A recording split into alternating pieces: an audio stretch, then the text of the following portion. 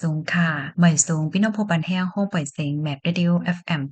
97.50เฮากูก็ค่ะวันมื้อในข้าวสายหมอกหอมเต็มมาอ่านแหน่ลองหลีห่างแฮนพ่องเจ้าหน้าที่ไทยทาดแฮงอำว่าได้เป็นที่เหตุการณ์หือดีอยู่ตันเซาผู้ก้อนปริจาจึงเมืองไทยเลยออกคอสั่งโกเปิ้นตีให้เข่งแข็งกวดทาดกวาดล่างแห่งการยานเมืองจื้ออันจ้อมปักเปิงหมายมีว่าได้เป็นลองเฮ็ดตั้งสร้างอันเฮ็ดให้มีลองสู้ยงอ่อนเก้าในปื้นตีลองหลอมเข้าเมืองลองเหตุการณ์จ้อมหมายมีมีไว้ขว้างเสเหตุการณ์อันเจ้าก็มีส่วนไรเฮ็ดเอาจื้อพี่น้องก้นไทยออกเสหลอมกล้าขายเหตุการณ์ส่วนโตมีลองเฮ็ดตั้งสร้างอันเตอเคิกต่อลองอยู่สร้างกินเศร้ากระเดียนของก้นวันก้นเมืองในปื้นตีจื้อในปัดปื้นโตเมืองหรือเซนั่นไหนก็เลยสั่งการให้โฮมเมอร์กันด้านของการฝ่ายเกี่ยวข้องว่าได้เป็นฝ่ายการค้าการขายฝ่ายพันต่างเงินตองฝ่ายแห่กลางรองล่างเงินฝ่ายป่านเย่เงินฝ่ายกดทัดเหรียญลิ้นฝ่ายขอนและเจ้าไหน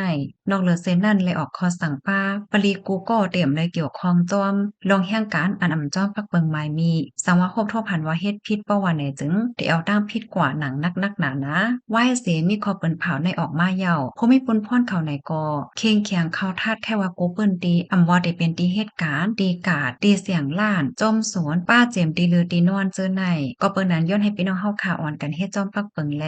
หางแฮนโตตันหักมือเสกำมานังให้ฮู้ไว้จื้อโปเล่งนายจางจื้อดีเหตุการณ์โดยป้าวันหมดอายุวัดไหวตัวเจ้าเก่าไหวรายงานตัว90วันไหวเจียงตีอยู่ป้าเจมไหวขับขี่เจ้าในสามว่าขอโหลดกานังเฮอพี่น้องเฮาค่ะติเลยฮู้ข่าวเอาคือตั้นและตั้งฮู้ตั้งหันกุมือวันนั้นแคนดอ follow ติดตามไว้ที่เพจแมปเรดิโอเฮาค่ะในไว้เสกัมถ้าให้พี่น้องเฮาค่ะกดติดกดตั้งแต่เลยฮับโพนำนั่นก็จอยกันสืบเป็นแพร่แชร์กว่าเสกัมค่ะยินจอมเย็นนำค่ะเอาใหม่สูงค่ะ